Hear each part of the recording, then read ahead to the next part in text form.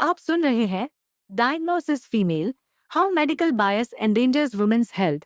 लेखिका Emily Dwass. ये किताब बताती है कि मेडिकल सिस्टम में मौजूद लैंगिक जेंडर पक्षपात किस तरह महिलाओं की सेहत को खतरे में डालता है। नमस्ते।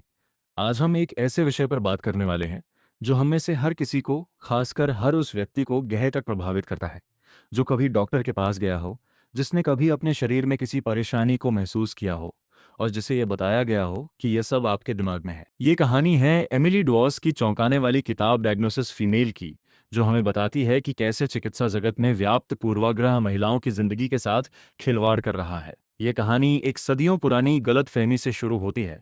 ये धारणा कि महिलाएं सिर्फ छोटे पुरुष हैं। सदियों तक चिकित्सा विज्ञान ने पुरुष शरीर को आदर्श मानकर ही अपने सारे नियम बनाए।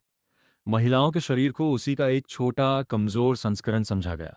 उनके हार्मोन, उनका मासिक धर्म, उनकी अनोखी शारीरिक रचना, इन सब को या तो नज़रअंदाज कर दिया गया या फिर इन्हें रहस्यमय और उलझन भरा मान लिया गया। और इसी गलतफहमी की जड़ में छिपा है वो खतरनाक पूर्वाग्रह जो आज भी महिलाओं के स्वास्थ्य को खतरे में डाल रहा है। एमिली डॉस ने इस किताब में उन तमाम तरीकों को उजागर किया है जिनसे चिकित्सा प्रणाली महिलाओं को नज़रअंदाज करती है, उनके दर्द को कम आंकती है और उनके लक्षणों को भावनात्मक करार देकर खारिज कर देती है। ये कहानी सिर्फ आंकड़ों की नहीं, बल्कि उन असली महिलाओं की है जिनके साथ यह अन्याय हुआ। कैरोलिन की कहानी लीजिए। लंबे समय से उसे पेट में दर्द और थकान थी। डॉक्टरों ने उसे चिंता और अवसाद की दवाएं दे दी। उसे कहा गया कि वह बहुत ज़्यादा सोचती है। सालों बाद जब उसकी हालत बहुत बिगड़ गई, तब पता चला कि उसे एंडोमेट्रियोसिस था, एक गंभीर बीमारी जिसका उस समय तक उसके शरीर में काफ़ी नुकसान हो चुका था। उसका दर्द असली था, लेकिन डॉक्टरों की नज़रों में वो सिर्फ एक हिस्टीरिकल महिला थी। यह हिस्टीरिया का लेबल सदियों पुराना है। यूनान के समय से ही महिलाओं की शारीरिक परेशानियों को उनके भटकते हुए गर्भ से जोड़कर देखा जाता था। विक्टोरियन युग में तो यह और भी बढ़ गया। महिलाओं को स्वभाव से ही कमजोर और भावनात्मक माना जाने लगा, और यह धारणा आज भी किसी न किसी रूप में डॉक्टरों के क्लिनिक में जिंदा है। जब एक महिला डॉक्टर के पास जाती है, तो उसकी शिकायतों को गंभीरता से लेने की बजाय उन्हें अक्सर तनाव, चिंता या अवसाद का नाम दे दिया जाता है। उसके लक्षणों की जांच नहीं की जाती, बल्कि उसके मानसिक स्वास्थ्य पर सवाल उठाया जाता है। एमिली डॉस बताती हैं कि यह पूर्वाग्रह सिर्फ डॉक्टर के व्यवहार तक सीमित नहीं है, बल्कि यह चिकित्सा अनुसंधान की बुनियाद में ही शामिल है। सदियों तक ज्यादातर मेडिकल रिसर्च सिर्फ पुरुषों पर की गई। महिलाओं को इसलिए बाहर रखा गया क्योंकि उनके हार्मोनल चक्र अध्ययन को जटिल बना देते थे। नतीजा ये हुआ कि दवाओं की खुराक, बीमारियों के लक्षण और इलाज के तरीके सब पुरुषों के शरीर के हिसाब से तय किए गए, और जब वही दवाएं महिलाओं को दी गईं, तो उनके शरीर पर उनका असर अलग हुआ। लेकिन इस पर कभी गौर ही नहीं किया गया। दिल की बीमारी इसका सबसे बड़ा उदाहरण है। सालों तक इसे पुरुषों की बीमारी माना गया। इसके लक्षण भी पुरुषों के अनुभव के आधार पर तय किए गए। सीने में भारी दर्द, बाएं हाथ में दर्द।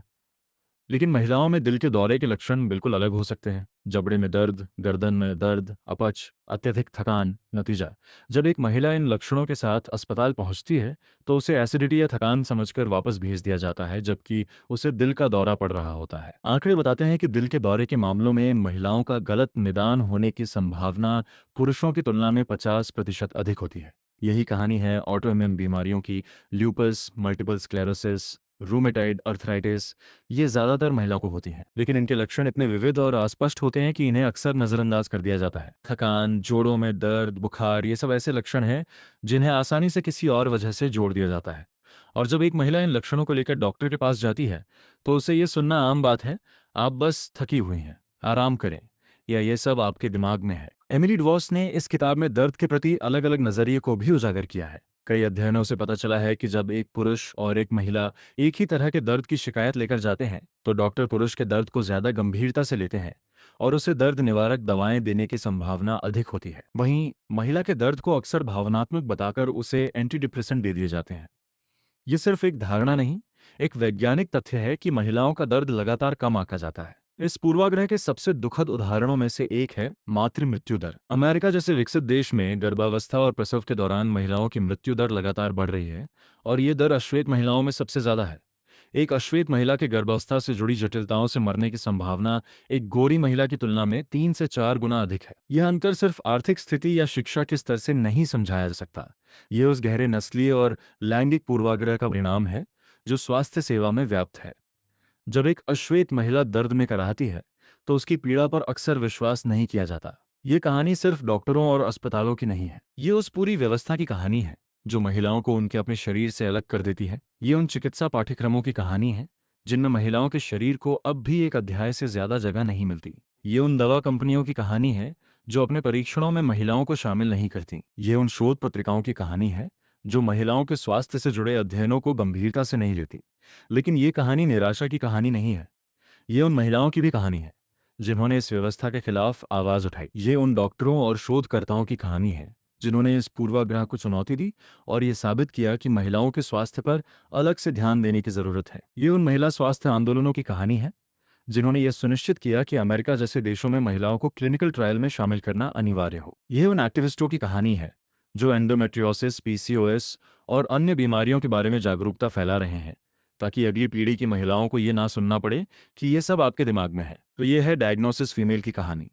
यह हमें बताती है कि स्वास्थ्य सेवा में समानता सिर्फ एक नैतिक मांग नहीं बल्कि एक चिकित्सा आवश्यकता है। जब तक हम ये नहीं मान लेते कि महिलाओं का शरीर पुरुषों से अलग है और इसलिए उनकी बीमारियां, उनके लक्षण और उनका इलाज भी अलग हो सकता है, तब तक महिलाएं इस व्यवस्था का शिकार होती रहेंगी। ये किताब उन सभी महिलाओं के लिए एक हथियार है जो अपने स्वास्थ्य के लिए लड़ रही हैं। ये उन्हें यह जानकारी देती है कि उनका दर्द असली है, उनके लक्षण सही हैं और उन्हें सुनने का, सवाल करने का और सही इलाज पाने का पूरा अधिकार है। एमिली ड्रॉस ने एक ऐसी सच्चाई को उजागर किया है जिसे सदियों से छुपाया गया। उन्होंने बताया कि कैसे एक लापरवाही भरा "आप ठीक हैं" सुनकर लौट जाने वाली महिला की हालत कुछ ही महीनों में गंभीर हो सकती है। कैसे एक अनदेखा दर्द एक अनदेखी बीमारी में बदल सकता है। ये किताब उन तमाम महिलाओं को समर्पित है जिनकी आवाज को दबाया गया, जिनके दर्द को नकारा गया और जिनकी जान एक ऐसी व्यवस्था की भेंट चढ़ गई जो उन्हें समझने में ही नाकाम रही। ये कहानी एक आह्वान है, एक ऐसी स्वास्थ्य सेवा की मांग जो सबके लिए समान हो, जो सबकी सुने और जो किसी को डायग्नोसिस फीमेल के नाम पर न मरने दे। ऐसी ही दिल को छू लेने वाली किताबों से जुड़ने के लिए हमारे चैनल को सब्सक्राइब करें, क्योंकि अच्छी किताबें दिल ही नहीं, रूह तक उतर जाती हैं। धन्यवाद।